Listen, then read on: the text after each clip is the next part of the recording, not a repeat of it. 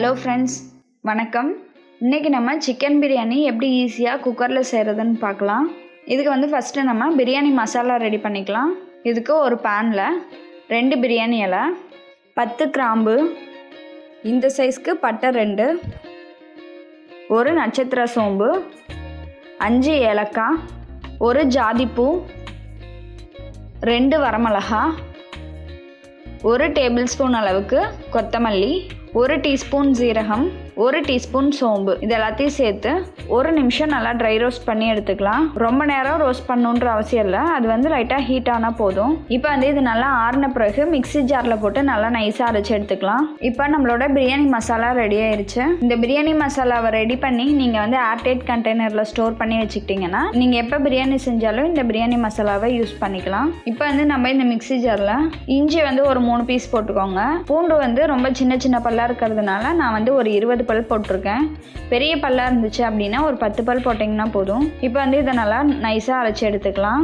இப்போ அடுத்தது நம்ம மிக்ஸி ஜாரில் ஒரு 10லேருந்து 12 சின்ன வெங்காயத்தை அரைச்சி எடுத்துக்கலாம்.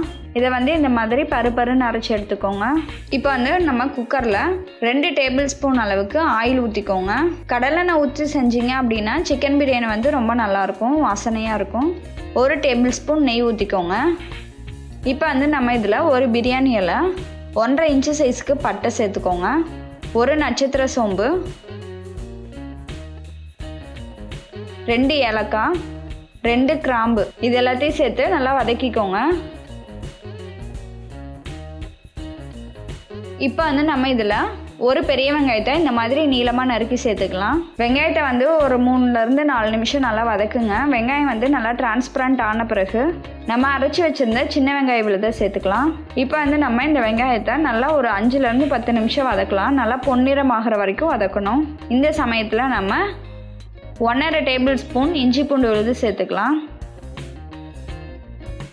இப்போ நம்ம இதை நல்லா இஞ்சி பூண்டு வாசனை போகிற வரைக்கும் வதக்கிக்கலாம். இப்போ இதில் ஒரு பச்சை மிளகாயை முழுசாக சேர்த்துக்கோங்க. 2 தக்காளி சேர்த்துக்கலாம். இப்போ நம்ம இதில் 1 டீஸ்பூன் உப்பு, 1/2 டீஸ்பூன் மிளகாய்த்தூள், ஒரு பிஞ்ச் அளவுக்கு மஞ்சள் தூள், இது எல்லாத்தையும் சேர்த்துட்டு நல்லா கலந்து விட்டுருங்க. தக்காளி நல்லா மேஷ் ஆகி வர வரைக்கும் நல்லா வதக்கிக்கலாம்.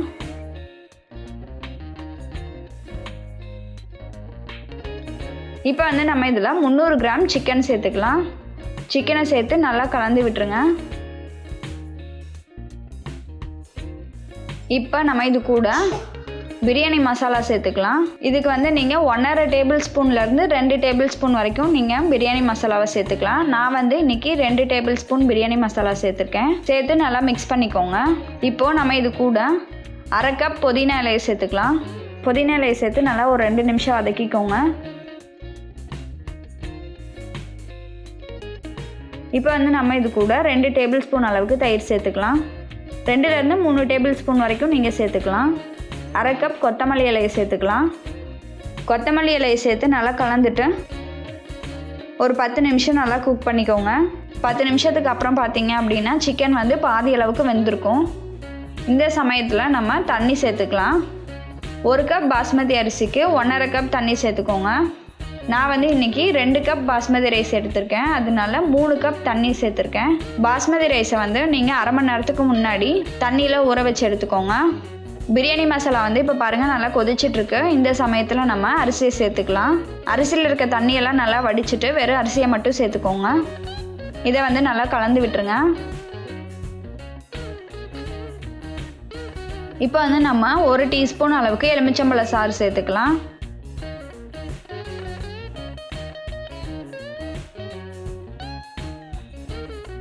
மேலே ஒரு 2 டீஸ்பூன் அளவுக்கு நெய் ஊற்றிக்கோங்க. இப்போ நம்ம குக்கரை மூடிடலாம். குக்கரை மூடிட்டு அடுப்பை சிம்மில் வச்சுருங்க. அடுப்பை சிம்மில் வச்சுட்டு ஒரு 10 நிமிஷம் குக் பண்ணிக்கோங்க. இதுக்கு விசில் வரணுன்ற அவசியம் இல்லை, விசில் வந்தாலும் ஒன்றும் பிரச்சனை இல்லை, டைம் தான் கணக்கு. குக்கரை மூடிட்டு கரெக்டாக 10 நிமிஷம் ஆனதுக்கப்புறம் அடுப்பை ஆஃப் பண்ணிக்கோங்க. ப்ரெஷர் ரிலீஸ் ஆன பிறகு நம்ம குக்கரை ஓப்பன் பண்ணி பார்க்கலாம். இப்போ பாருங்கள் நல்லா கமகமன்னு சூப்பரான பிரியாணி ரெடி ஆயிடுச்சு. இதை நீங்களும் உங்கள் வீட்டில் ட்ரை பண்ணி பாருங்கள். நன்றி.